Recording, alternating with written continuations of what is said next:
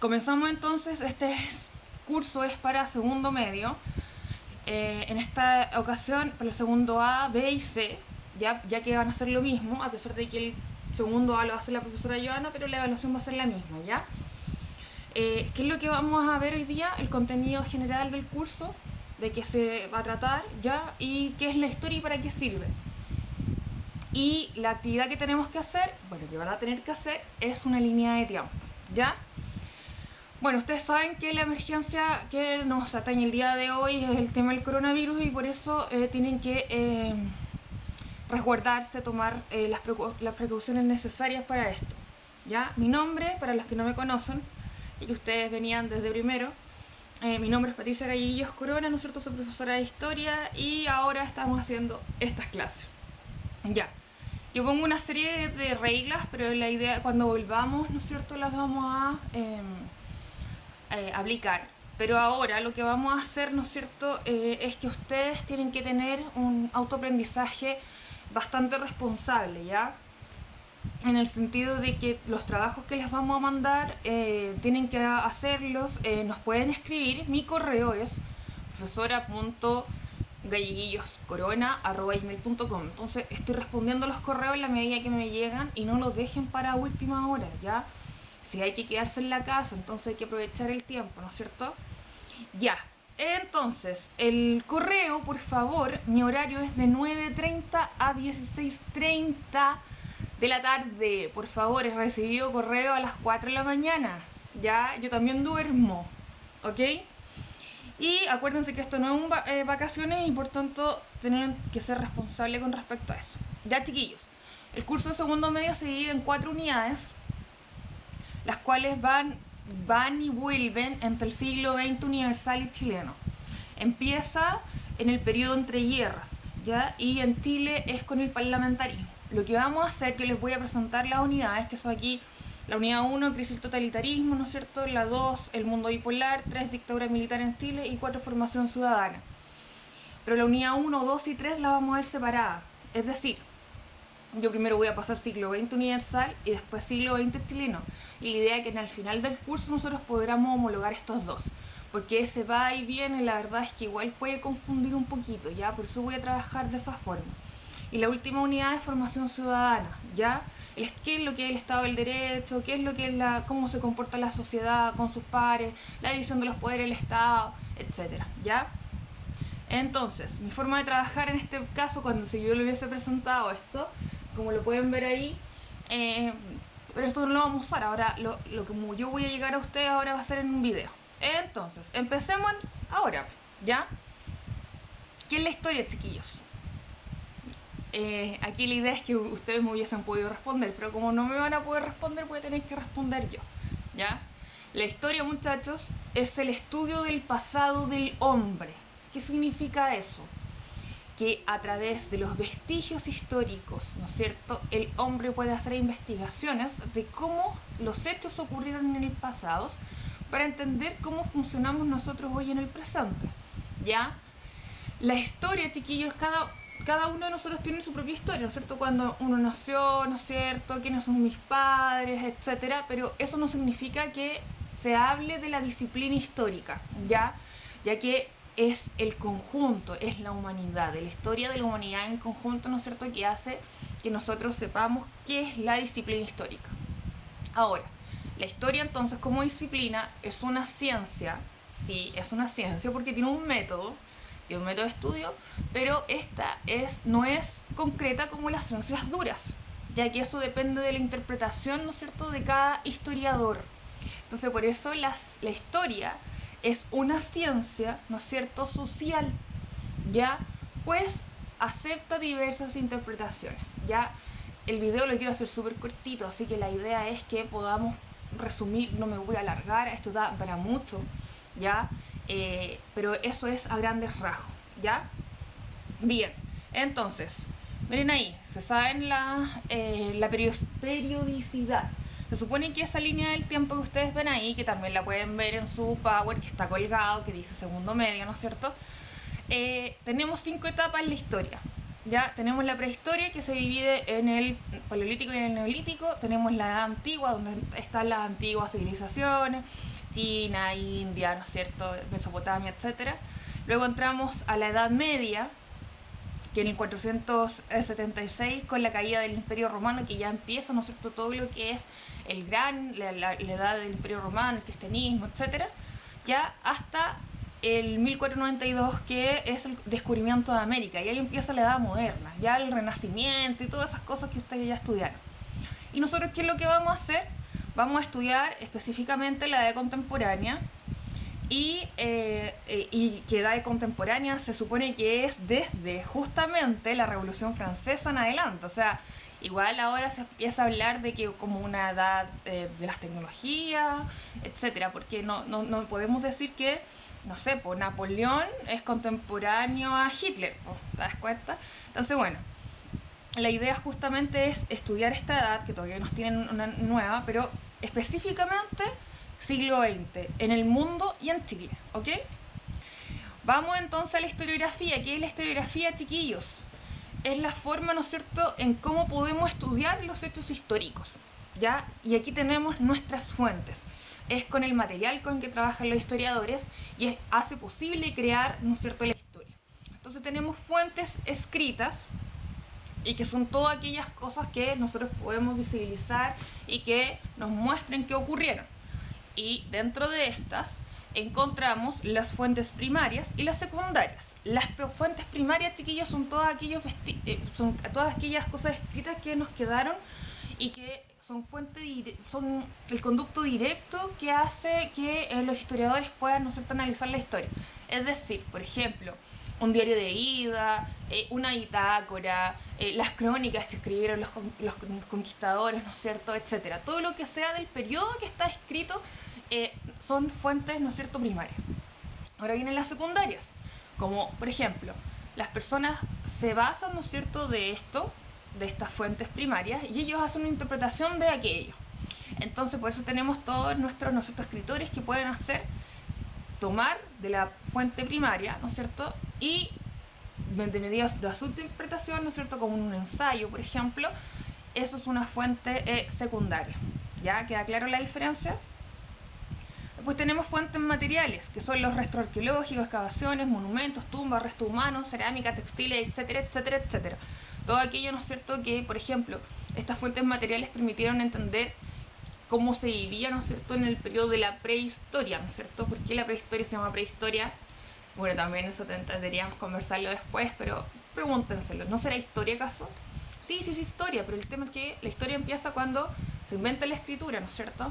Entonces, ¿qué pasa ahí? Estas fuentes, estos recursos materiales que ayudaban, ¿no es cierto?, de la arqueología, de la paleontología, nos ayudan, ¿no es cierto?, a reconstruir lo que fue, pues, entonces por eso es tan importante.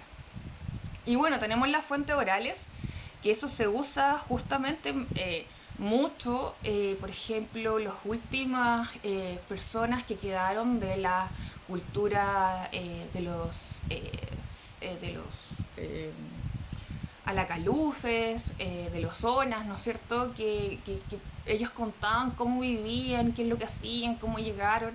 Entonces son fuentes de orales que se van traspasando, y eso también es muy importante porque esa sería como una fuente oral primaria, ¿ya? Entonces, ¿qué son las fuentes orales? Son consideradas una de las primeras fuentes de la historia.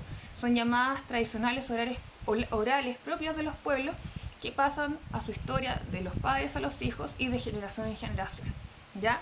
Y bueno, y ahí podemos ver cómo, por ejemplo, cómo explicaban las cosas, los fenómenos geográficos, ya en leyenda, en mito, en cuento, en canto, etcétera, pero eso tratando de explicar esto, ya no confundirlo con el tema del estudio de la historia, ¿ok? Entonces, bueno, aquí tenemos ejemplos de fuente primaria, ¿no es cierto? Tenemos bitácoras, correos electrónicos actualmente, ¿no es cierto?, diarios de vida, discursos, entrevistas, memorias personales, resultados de las investigaciones como tal, ¿no es cierto?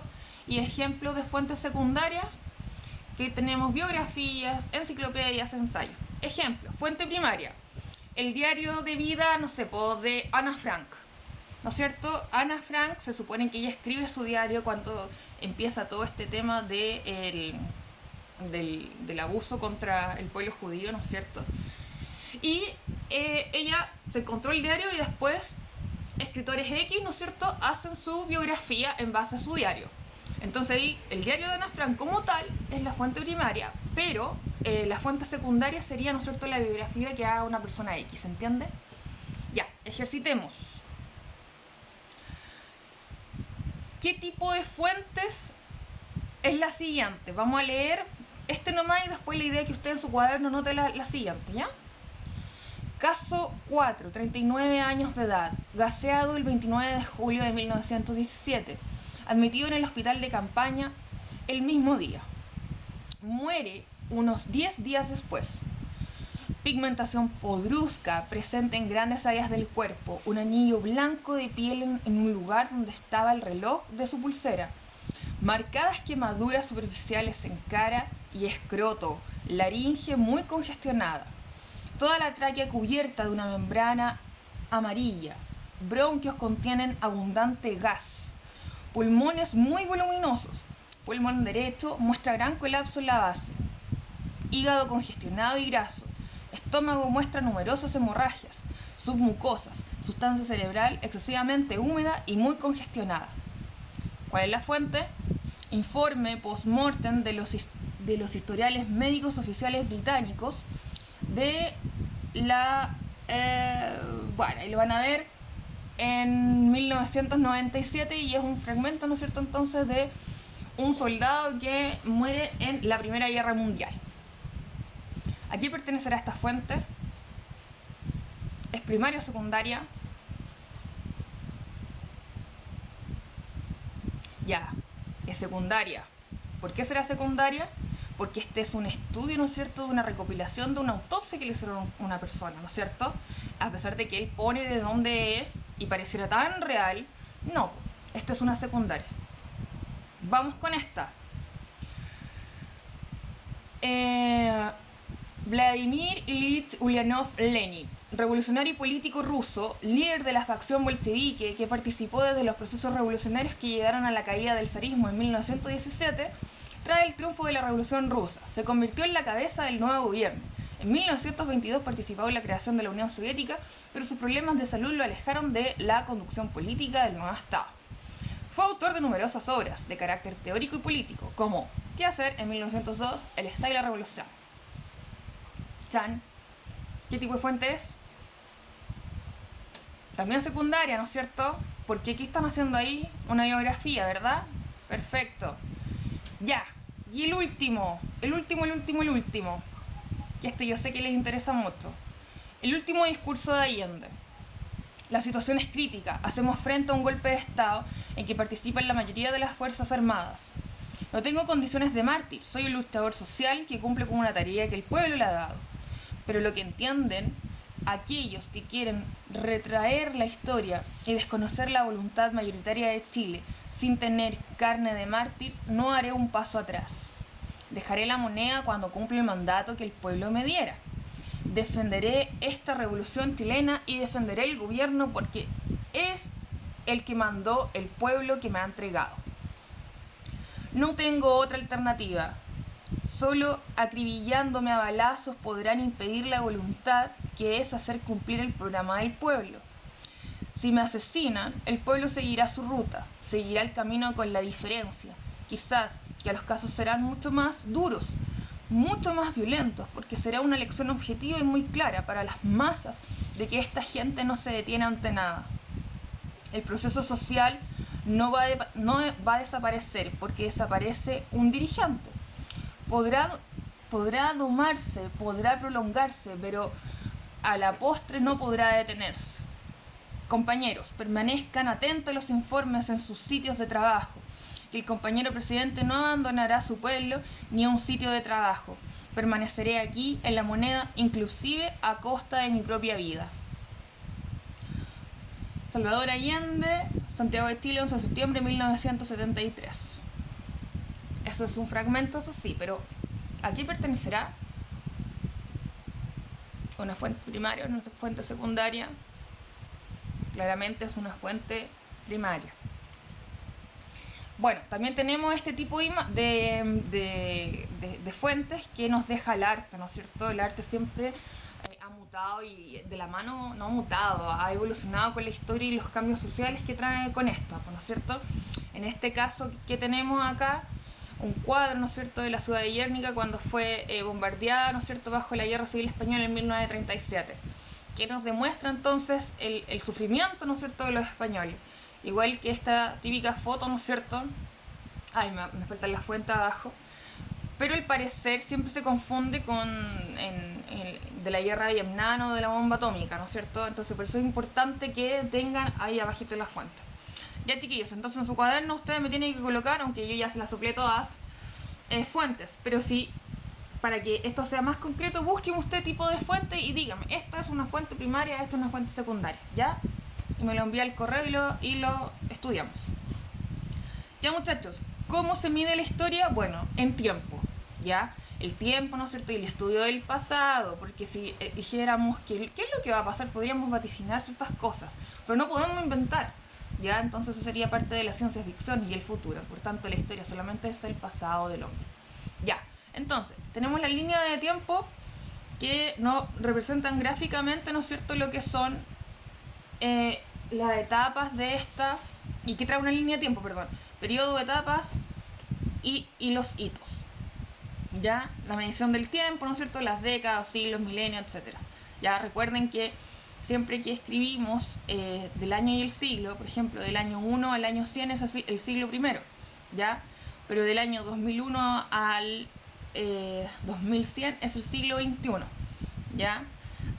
Tengan que, así como que tienen que restarle, ¿no es cierto?, 100 años para poder entender en romano, ¿no es cierto?, la clasificación o la nominación de los siglos. Ya.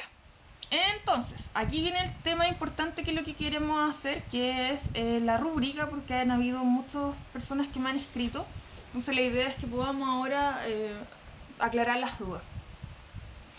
Cada uno de ustedes va a tener que confeccionar 2 líneas de tiempo, ¿ya? Una perteneciente a la historia del siglo XX chileno y otra de historia perteneciente al siglo XX universal, ¿ya? La idea es que puedan hacerla en su cuaderno, porque como esto va a ser clases como normal. Entonces la idea es que usted en su cuaderno, ¿no es cierto?, de forma horizontal le pegue hojita acá y lo haga y si me lo manda con una foto clara, yo se la podré analizar. Ahora, si lo quiere hacer en Word, ¿no es cierto?, que tiene no importa, me la mando de forma digital, pero la idea es que después la tenga en el cuaderno, ¿ya? Entonces, las líneas de tiempo deben ser entregadas. El segundo medio A tiene que mandárselo a la profesora Joana. Su correo es joanahistorialab@gmail.com. De todas maneras, las indicaciones están en la guía, ¿ya?